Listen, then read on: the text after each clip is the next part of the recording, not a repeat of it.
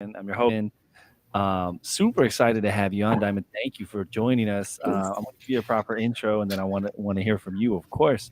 For those that don't know, Diamond is, I feel like everywhere. I feel like I see you all over the place, like social media, everywhere virtually. A mechanical engineer by trade, uh, an educator, someone that specializes in onboarding, your speaker, you're a collector, as far as I can tell, like doing all the things. And I feel like I'm probably just scratching the surface, but welcome. And how are you feeling? I'm feeling great. It's been actually a productive Monday. Yeah, just really excited for the new year and the events coming up, activations we're doing, and all the Twitter spaces. Yes, I do float around the metaverse a lot. I know how it goes. I know how it goes. Hopping in and out of the rooms, just trying to soak in all the information and get all the everything as it updates because everything's just constantly updating all the time. But just to give everybody a little bit of backstory, I was able to meet Diamond IRL at Art Basel at Zoratopia. We were had the privilege of being on the same panel with one another.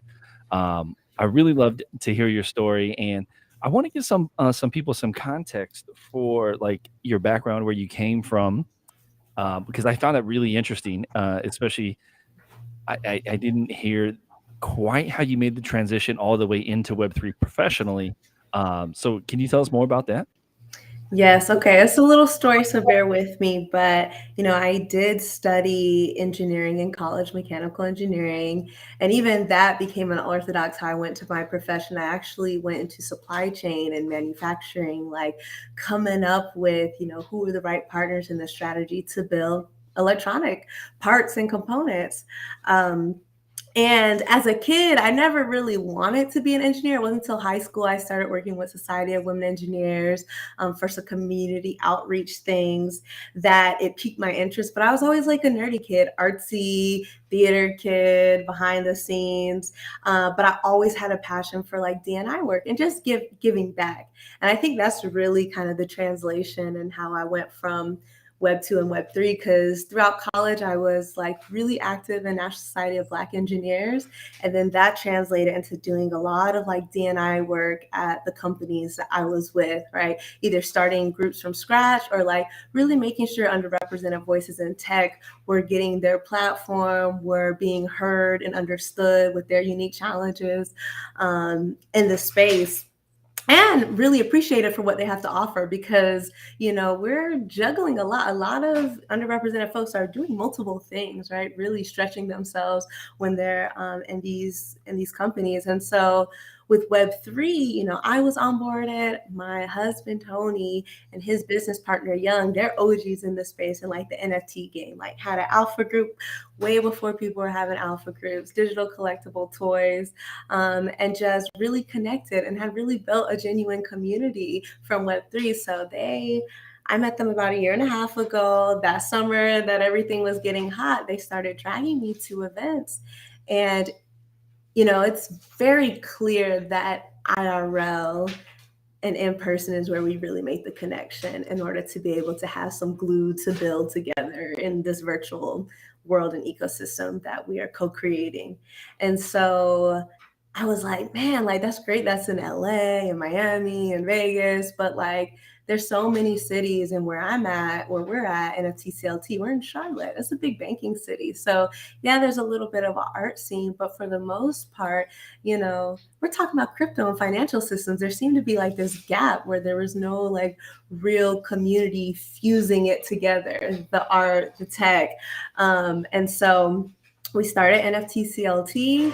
I really did model it after the work that I had been doing in these other spheres, just taking bits and pieces, putting on what really started to become productions when we were co-collaborating with other folks in terms of like Web3 activations, meeting people where they are, breaking things down simply. And so at a certain point that started to grow and we're starting to travel. And it was really hard to maintain like a full-time job in supply chain. Supply chain is 24/7 nonstop. And I was in a regulatory space. So when you're dealing with government regulations now, the attention to detail and energy needed to maintain that work got difficult. So at that point, I made that transition to Web3, but I'm never, I always came into this space for the community part. Like, I never was a flipper, I never was a trader, I never came in with those like goals. It was really always to build with people using this tool called blockchain. That's great. That's great. There's a lot of things that I really love that you said in there. Um, One of the biggest things that I really take from even just kind of browsing, kind of perusing your socials and whatnot is I feel like you really just kind of take this viewpoint of like blockchain and Web3 doesn't have to be this overcomplicated, like giant math, like space equation type thing. Like you do a lot of demystifying from what I can tell. And I love that you travel across, different cities to try to meet people where they're at. I very much try to communicate like you can't go fish people into it like that don't want to be into it. Um, you and I were able to connect a little bit, and you were talking about like some of the different cities that you were going up. Of course, you're going to go to like some of the more major events, but also you're planning on doing like less known events as well too. And you're really trying to appeal to a certain niche. I want you to talk about why you're going for the group that you're going for, and also some of the cities that you're planning on going to. Yeah, that's a great question. So some of the cities that we had found ourselves in during this journey and last year were like places like Cincinnati, supporting Disrupt Art. You know, that's a Black-owned marketplace on Flow blockchain. Places like Atlanta, places like ATL. Places like Phoenix. These kind of which actually they have decent or growing communities, right? It's just a matter of like continuing to have events that like bring us together in real life. Um, so that we can gain exposure. But one thing that I am really passionate about is like a lot of these cities, particularly I think like a Cincinnati, like they're trying to find their identity in this tech world. And they have, this underbelly of creative talent, especially like Web3 musicians. I've met some fantastic real girl.eth, Leo Pastel, the Outsider Collective. They're based out of Cincy. And they're looking for that opportunity to bridge the gap. So that was just like a kind of perfect community where we felt like alignment. Similar to Charlotte, there's a need, there's a gap, let's go fill it. And so the tour this year is going back to those places. We're big on follow up, right? Like, and being just present, and not just like, hey, we're in here, now we're out. Like, we're never going to see you again. Figure it out on yourself. Don't get rugged. But we really want to make sure people at least know that, hey, there's resources in your community, because we've partnered and are partnering with communities that already exist in those cities. It's not like we're just coming in and like, hey, trying to get territory or anything. It's like, we see what you're doing and know that we can support you. You see what we're doing and know that you can support us, and let's build together. I So love that. I love that. It's additive, right? So, it's not taken away from anybody, not hurting anybody. Like, everybody's coming together. So I really love that, and I love the follow up aspect of it too, because naturally, these conferences and some of these places go to the very large populous centers. So you hitting maybe kind of like less popular destinations for conferences is big because of what you were saying earlier. We sit here and we interact with people all day long. And then I really, really, really want to encourage anybody, like, especially like if you happen to be in one of these cities that Diamond is headed to, try to make it out. Because when it, I can't explain how much it cements some of your relationships and your work when you meet these people in person. Like it feels like you've been best buddies with like a lot of these people for a long time. You meet them in person, you're like, let's go. Like you're already there. So I really, really love that you're doing that. And that's what's the actual site for this? I know it's NFTCLT. yeah, so for the tour, that's at y3ktakeover.xyz. And so you'll get to see all of our partners in these cities. And so there'll be some larger activations, there'll be some smaller activations. We're adding some cities. But I think you'll find that what makes us unique, what is making it a true activation, is that especially if you're new and really aren't sure where to get your feet wet or how to enter this space, you're going to come in not knowing anything, but leaving with the tools, knowing how to use those tools, and then knowing what is the community that I can further my journey with.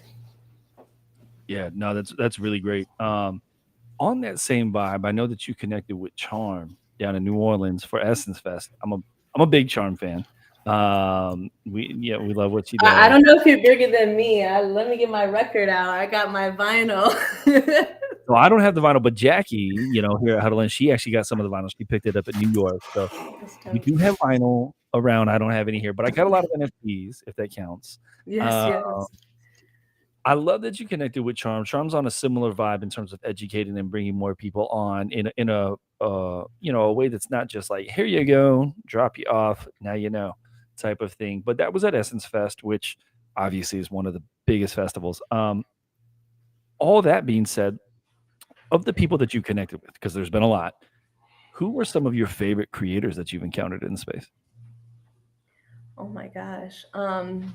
You mean like I actually like one of them, Tavanya from Guapcoin.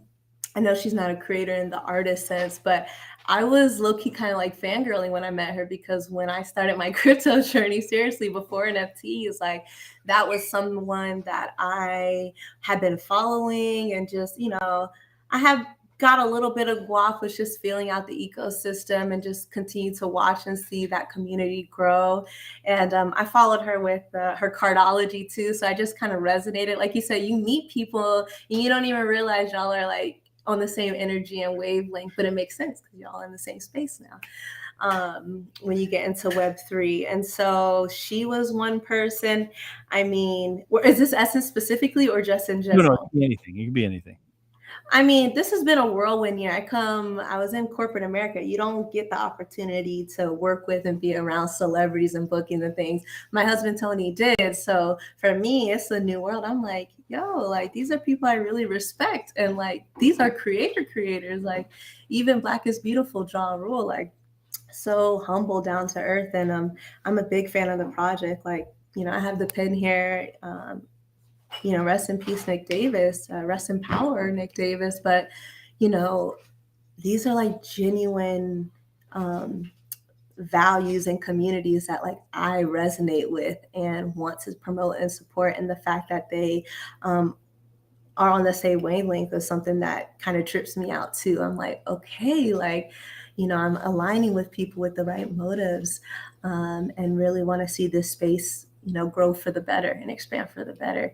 So that's one. I mean, the same year, Ashanti, I started my year seeing Chingy, like everyone had just been blowing my mind. Like, but it's cool to see us all kind of transition to Web3 together. To speak to that point a little bit too, everybody always asks like, what's the utility, right? Like that's like the $1 million question type thing. And like truthfully, um, connecting with people as sappy as it sounds, really kind of is the utility. Like I mean, I've made some friends here that like I couldn't have very similar to you. Like I came from a corporate background, now Web3 full time, and like everybody's been very like it's hard to describe just how great everybody's been. So I've had a similar experience to you. I want to talk about so not just NFTs, but so when you said your crypto journey around, did you I assume you got into crypto before NFTs. I didn't actually, like, I knew of it. I was in engineering. Like, I put on a whole blockchain event when I was like in NESB, and we had a whole bunch of grad students come out, and I'm just sitting there like, yeah, I did my event, but not really. I'm aware, but not really aware that hey, maybe you should be investing your money, college student, into something like this.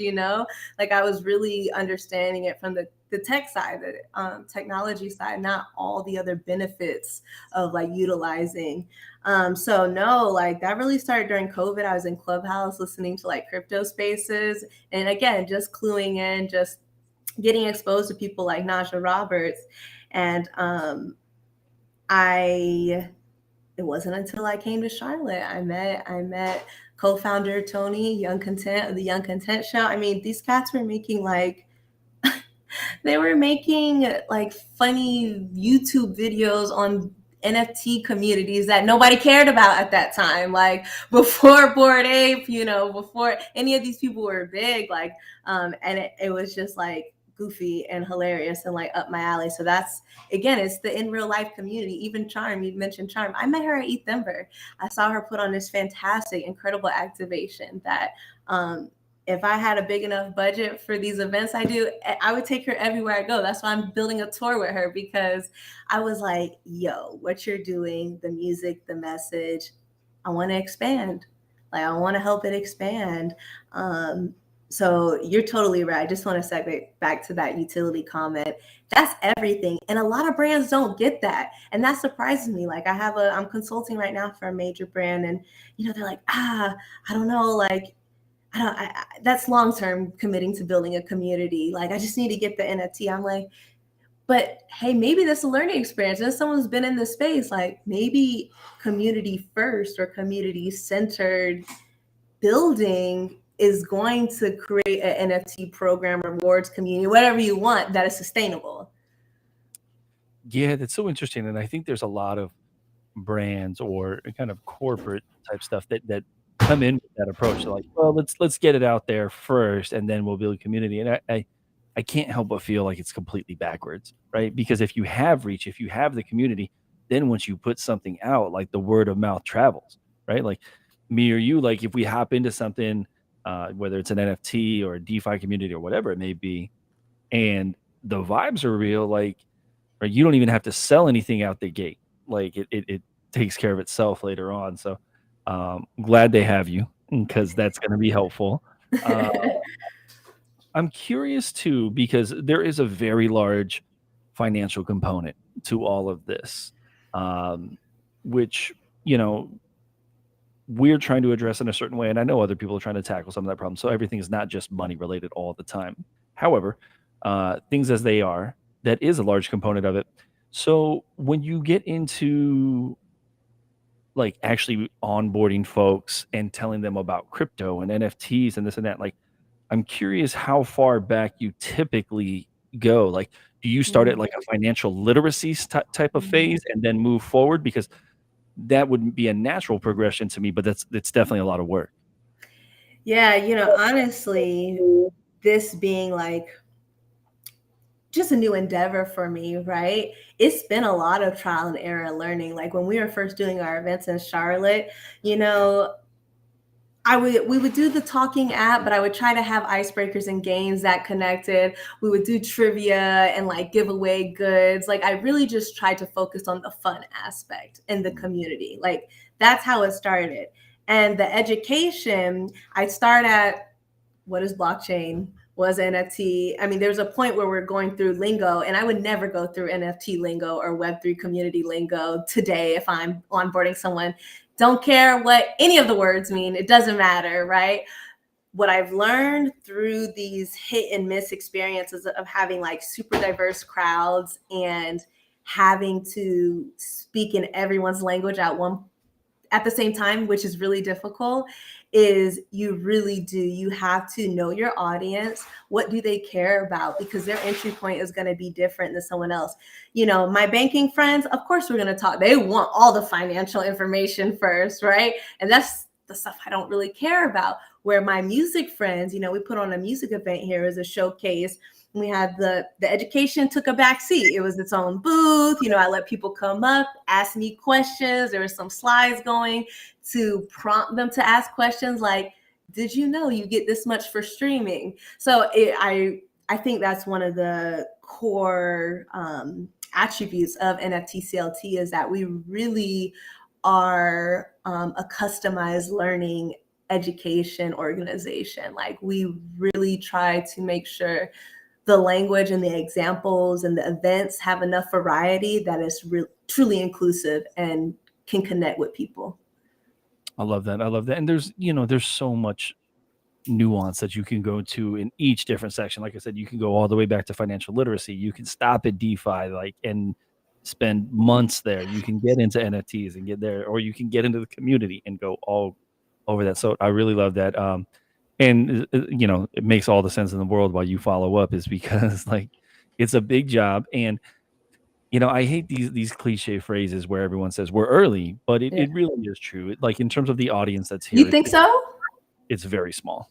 Because here's how I feel like when you talk about how like Tony, he'll if he comes up here, I'm sure he'll answer that question very different. I feel like he scares people. He lets them know, did you know this is already going on? Like that's where we start is, hey, check all your uh biggest, largest companies, check all the investment funds. Everyone is investing in a digital currency, this or that, and just makes it really real. And he's like, and y'all are late. That's how he'll start. And it don't matter what the person does, that's how he'll start. And then he'll go into, and here's how you can get in, right? That fits you. But I err on the side, yes, it's still early and we have some say as how this thing is going to develop and morph and self-regulate. But at the same time, we there's a head start. There's a whole population of people that have the head start. And so part of this tour is making sure that the other group of people have an even playing field and there's some equity. And then from there, it's off to the races. So I definitely just to address what you were saying, I definitely agree that like so I my very first time I ever bought crypto was in 2014, and I dabbled in and out like for years, got wrecked like a couple times, and then like you know typical stories that you hear from people.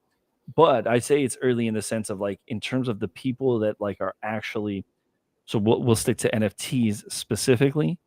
Like the NFT audience is like incredibly small in terms of like consumerism and whatnot. So like if you look at music specifically, like I know Sound says that they have something like 6,000 unique wallets. Catalog, which is a one of one, is much less. And Wow. so you know, in terms of like the people that are actually checking for that every day, Facts. And that's it's why there's so much opportunity. exactly. So I still love like everything that you guys are doing because you can put some urgency on people's desire to learn by telling them like, "Yo, you're not technically an early adopter, but you can catch up. It's not too late." Mhm. So I do love that. What I'm curious, the next question I wanted to ask you is, what I really want to know is, besides just the education side of things, what do you feel is lacking the most, like in the space? Hmm. I mean, not to be harsh, but I think Be harsh. and this is why I love Charm because I think the people I build with all kind of a like-minded, but I think there is a unification that has to happen. You're seeing this the Web3 EDU space that's on the background here. That's an effort. Like we're at a point where you really have to check your values. I think that's what needs to happen, right? The education is one piece that helps with mass adoption. The other thing is like a quick value check, right? Because this whole ecosystem, because I think can spiral out of control. If you aren't grounded in some things, and we're seeing that with these centralized exchanges and big rugs, like their motives for being in this space and what they were trying to do may have not had been of the best intentions. So I think it's really important that we start to come together, evaluate what are our true intentions entering this space. And it really should be to solve the world's problems. Like at this point, like the tools that we are given is so that the people can take the power back. And it's going to be on us, that mindset shift, like you're kind of alluding to with financial literacy. Like there's all these steps that get to, hey, I can manage my own money, your keys. May not have a self-help, but I'm going to, do this thing, take on this responsibility in a world where we oftentimes give our power and agency away for that safety or the feeling of safety. So it's really going to take a whole mindset shift. I think it's going to take like a spiritual maturing without sounding like an old grandma, but it's going to take some evolution. Yeah, and I find that really interesting. So I'd like to know more, if you can, maybe just try to elaborate a little bit on when you say like tethering your beliefs or your morals or things like that. So like I know you said that you didn't necessarily engage in a lot of trading and or flipping. Um, and no shade on anybody that does, but, like, you're here for a particular reason, so that doesn't align with you. So do you mean something along that lines, or are we talking, like, even deeper than that, like, finding, like, the groups that you resonate with and then, like, working towards maybe a larger cause type thing? Yeah, that's what I'm saying. It's like really starting to align with people and groups that you resonate, like values. Like I'm finding myself aligning a lot with like indigenous causes. Like when I think about the land, my forefathers, all of that being in the States, I feel like blockchain can be a tool to decolonize. And some people may feel some type of way about that. But the reality is there's a lot of families, a lot of lineage, a lot of trauma from colonization all over the world. And so now as a people, with decentralization, we have the opportunity to return back to a state where we can self-govern and like even with DAOs and voting rights, like those are the things that always interested me, not so much making money, because that's just like the current currency could be anything. This is one reason why I love Charm. I remember at ETH Denver, she had this like print of cowrie shells next to these prints of like Ethereums, and it was just this story of like, back in ancient Africa, they traded gold. They also traded these. They were lightweight. They were useful in these X amount of ways, and like they were really revered, right? So what we know as currency will not be currency in the long run if you really, look forward thinking. And so, yeah, no shade to them, but there's just so many other benefits of blockchain where we can even like start to change the concept of money and currency and how we exchange goods and services. Agreed, agreed fully. And I love that you hit on all those points. Some of those things where we start to look into history and seeing where we can try to, I don't know that make amends is necessarily the right phrase for it, but start to look at, maybe healing, Yeah. to an extent, right? It's really interesting. My wife is very much into, like, genealogy at this point, like, Mhm. she started to go into it, and, um there's lots of things in there that you find, especially for people with lineage of slavery and things like that. Like there's a lot of things that they just like irreconcilable, but at the same time, knowing is the first step to trying to find ways that you can reconcile it, type of thing. So I do agree with you that some of this can be used in a good way that way. Now, I will say one of the things that we have to be really careful for, as much as we can, is the governments. And governments are gonna, you say, give power back to folks, or they're not gonna let that happen easily. So there's a lot to consider with that. There Um, really is. There really is. And I think about that all the time. No lie, like you look back in history, it's not too many. I mean, you can go click on a few Netflix documentaries and know just how powerful, that entity is, especially if things are going against their interests. But at the same time, I love this idea that Web3 is allowing more globalization because now, like, we can strengthen in a different way, um, in a way that we really, I don't think, could maybe before. Uh, so we'll see. We'll see how that goes. At least I know I have more international friends through NFTs than I did before, and I worked in supply chain overseas. So well, even that's that though, something right? Like cool. that's a really powerful thing. So like somebody in like Europe or Asia or Africa or Australia or South America, wherever it is, right? We're in the States. I can now send financial transactions to them, as quick as you can imagine, like basically unregulated. Now, I don't necessarily think that that will always be the case. I think that the governments will fight that sort of thing. We see a lot of governments racing to adopt digital currencies. So there's going to be a fight with that sort of thing. But uh, I think right now we're in the right space. I hope we can galvanize enough to maintain that sort of thing. Um, I have to ask, what has been maybe give me, like, your favorite, like, 1 or 2 things that you've collected as far as NFTs are concerned? Oh my God. My favorite was definitely one of my Black is Beautiful. And I was a victim of a hack. and not just like a link, like a real malicious attack. And so that one left me. It was called Makings of a King, and it just really resonated. So if you see that one, um, let me know.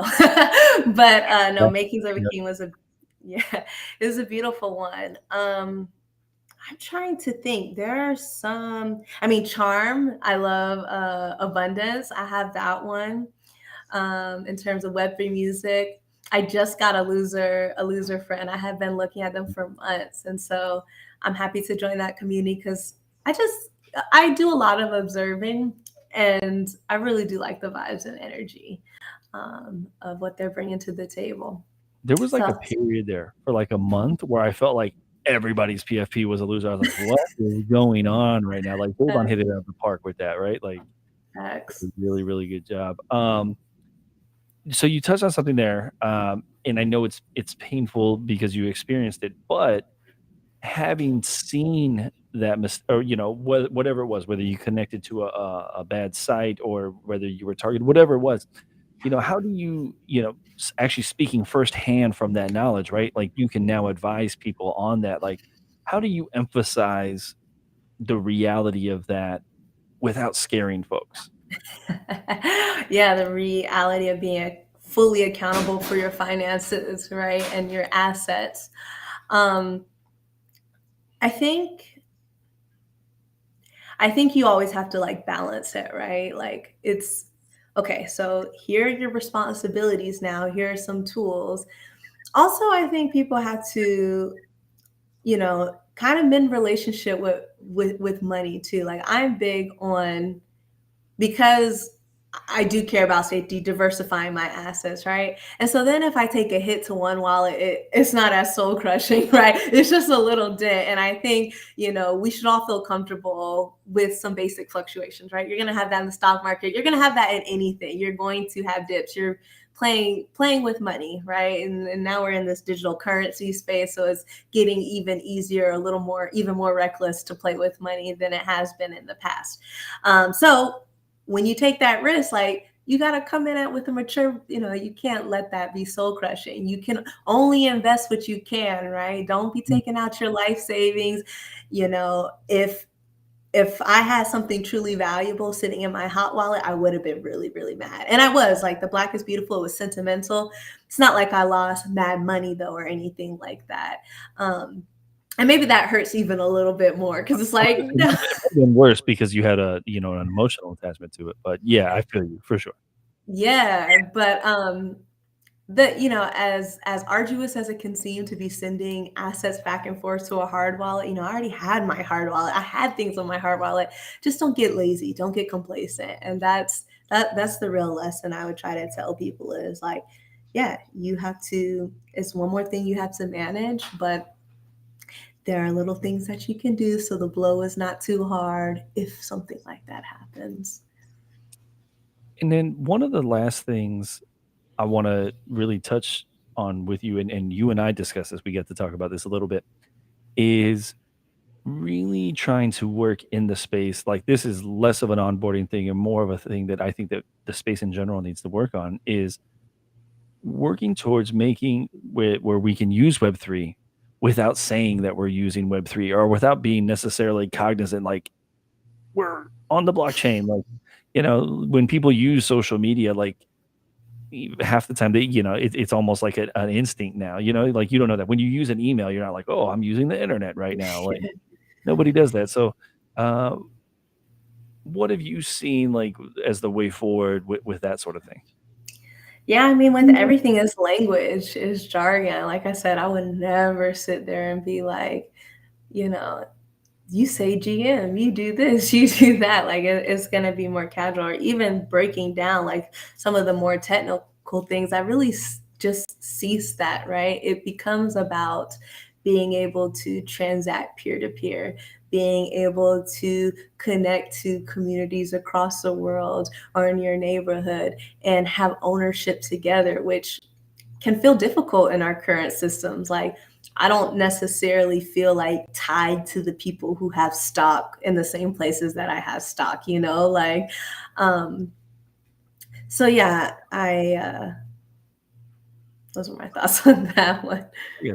Yeah, yeah. Well, and yeah, I think that's one of the things, one of the criticisms I would have of Web3 is like everything is just a little too clunky right now. Like we can clean that up. We can make it a lot easier for people to use because nobody wants to use hard stuff. Like you hear all about this, and then like I have to click 16 buttons just to like deposit $100 type thing. Like Yeah. you But know, it no. doesn't even matter if it's fun and if it's intuitive. That's what I kind of love. Like it's that's where, the application comes in. But to me, it's like language first, cut all all the words that scare people out. And the second is make it, really easy. And there's so many platforms that are making it too easy. Even with DAO, like DAOs get so much easier to explain because of the platform. Oh yeah, you get to vote here, do this, or reward systems, huddle in. It's like when I was trying to explain that concept months ago, hey, you could use your social media and tokenize it, like it didn't click. Now I could just show them the app. Hey, you can make money off of this post. you know? Takes 30 seconds. Takes 30 seconds. And so I love that. I love that we're headed in that direction. I just remember the days of like first starting with crypto.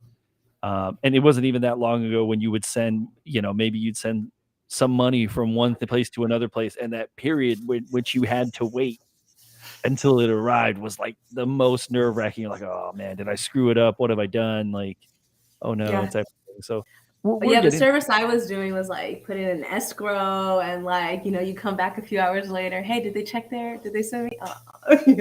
It's agonizing, like a few hours, like that's crazy, right? Like, and sometimes like you might send like a lot of money. You might send like 2,000, 5,000, $10,000. So like, that can be agonizing. I'm gonna give you the floor here in a second because I want you to plug you. Tell us everywhere we can find you, dates to be looking out for, any cool projects that you have. But first, very early on, you mentioned to me that you were a theater kid. Yes. And I'm curious to know, like, so were you like, did you have any like leading roles? Like, what was your like big show? Oh, my big show. So I actually did stage management in high school. What did I stage manage? Bro. We Like, did like The Wedding Singer. We did like 42nd Street. I can't even remember what I stage managed at this moment. Because we were just doing so much. We were doing lighting, set design, all sorts of things. But yeah, my big break though, like my coming out into theater before high school and everything, was I was in a professional Shakespeare troupe. It was like elementary school. We were doing summer festivals. That was my first paycheck. So I've always kind of oh, been unorthodox on how I make my money. So nothing new with Web3. love it. I love to hear it. But yeah, plug you. Let me hear all the things. Okay.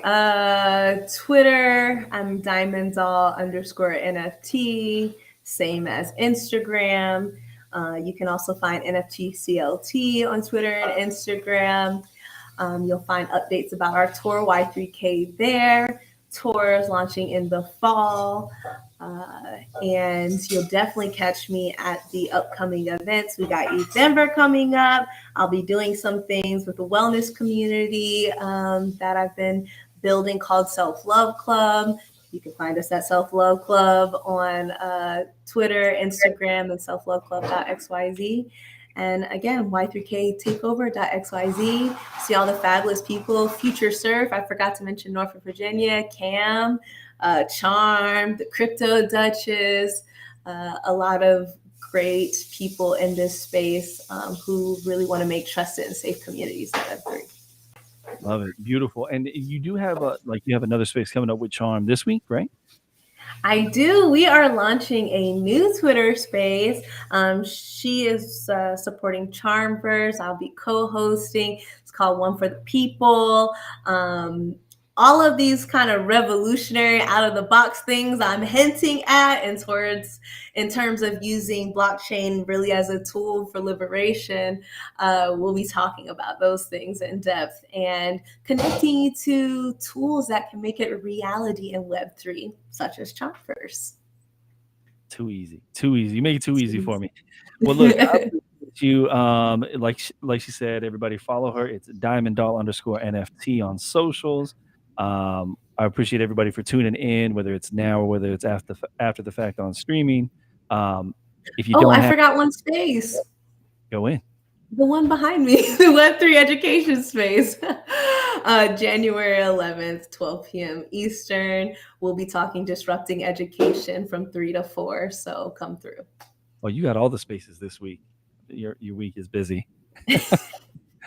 Um, Also, just wanted to give our short plug again. If you're catching this live now, after the fact on Twitter or on streaming, make sure you download Huddle In. Easiest way to monetize some of your content, whether it's on your Instagram or TikTok.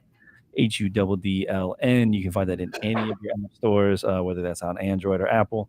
Diamond, I appreciate your time. Thank you. I am excited to see everything that you're doing here, and I encourage everybody out there to tune in whenever you can, because Diamond's out here dropping gems. Oh, That was got it. great. You killed it. I gotta go this way. You killed it. All right. Thanks, everybody. Bye.